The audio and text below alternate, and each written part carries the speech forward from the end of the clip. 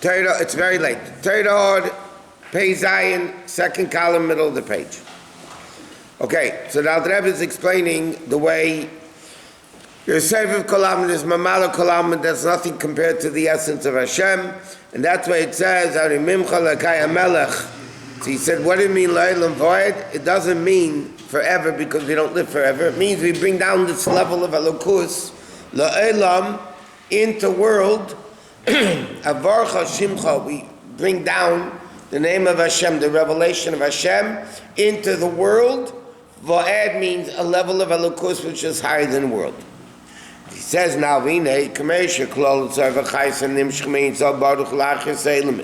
just like the life that comes down from Elokus to give sustenance to the world.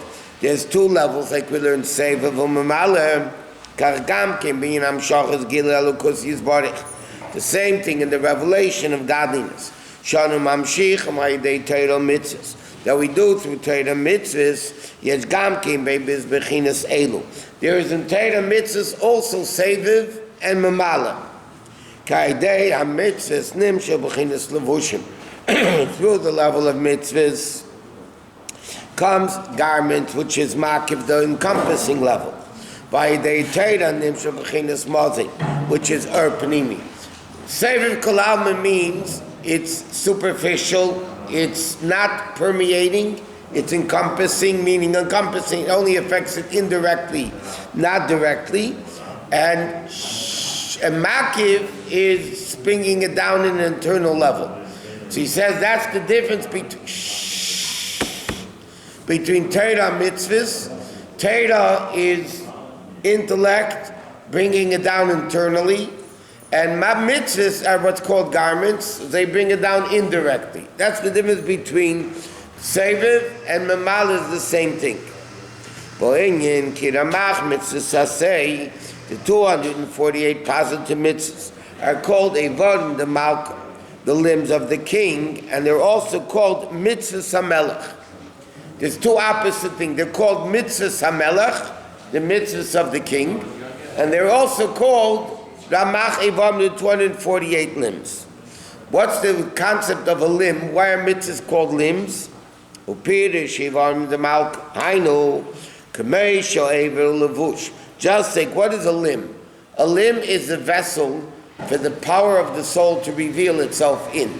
For instance, you have the eyes, is the vessel and the vehicle for the power of sight that the neshama has to function in the body. Which the neshama dresses itself into. It's not external, superficial. Like he says, Ma'isa malubish biyadayim. Action comes into the hands. Right? That means the neshama permeates the hand to be able to do an action. The neshama permeates the eye. It's not a superficial level. Like we said, like the person is alive. Then the person is not functioning though. So Eivad is, what is the concept of a limb? A limb is the vehicle for the neshama to reveal itself through. And then in the case of Prati, the neshama comes to that particular... Correct. What is the brain do? The brain is a nerve center, besides the koyach for thinking, it's the nerve center for the body. So is it the brain that is giving the... No, it's the neshama that's in the brain. Dead bodies don't function. No, I'm saying for the hand to go up, it's the neshama, the Alter Rebbe says in Tanya, the neshama dresses itself initially in the head, from there to the heart. There's there's 248 limbs, but there's three general limbs, head, heart, and liver, which represents intellect, emotions, action, the lower parts of the body. So those are the general limbs. Then, so it first comes into the brain, and from the brain it goes to all the other parts of the body. And therefore, that particular limb, whether it's the foot or the mind, becomes the garment which is one with the nefesh mislabish bay. Okay? So what is the concept of a limb? The concept of a limb is the vehicle that the neshama dresses itself into pnimius, internally, to function. So now we're saying mitzvahs are evarim de malka. What does that mean? Mitzvahs say the 248 positive mitzvahs. Hem kelim ulavushim are kelim and garments.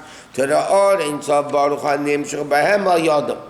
Elokus, to come into the world in a pneumistic way, in an internal way, to make the world function, it's coming internally into those mitzvahs. So when a person does a mitzvah, godliness permeates that mitzvah, dresses itself internally into that mitzvah, and then it functions. It says in the pasuk, same tasem alechem melech, you should put upon yourself a king. What does that mean? What does it mean, put on yourself a king? It means you should accept the yoke of the king, that you are going to listen to everything he tells you to do. Otherwise you're not accepting as a king. How do you accept the yoke of the king? You can accept the yoke of the king. If you don't listen to him, you're not accepting the yoke of the king. They mitzvahs by actions and mitzvahs. Shem mitzvahs melech, which are the mitzvahs of the king. Like for instance, you put on a talis, mamshich all of el malchusi is barich. You bring upon yourself the yoke of Hashem's kingdom. So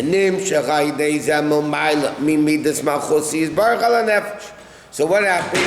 From the attribute of malchus, you now bring down that level of kedusha into yourself. But that's general makif.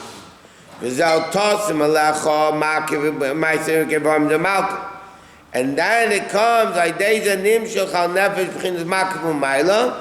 and then he's going to explain, then it comes into a pneumis.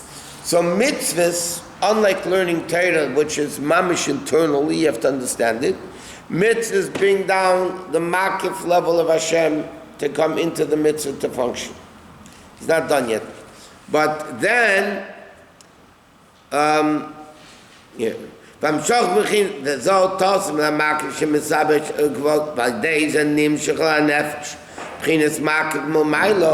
that brings upon the nefesh the level of makif, upon the nefesh, and that level now becomes internalized into the person. When you say nefesh eloki. What? Nefesh eloki. Nefesh eloki? No. It brings it down into the nefesh abamis in the body because they're doing the physical mitzvah.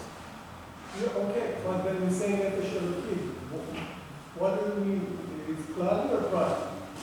The nefesh elokis is kloli and prati. There's keiches of the nefesh which are makif, just like nefesh abamis, and the keiches of nefesh elokis which are internal. When a person learns Torah, they're bringing down the pnimi level of the nefesh elokis. When they're doing mitzvahs, it's the makif level.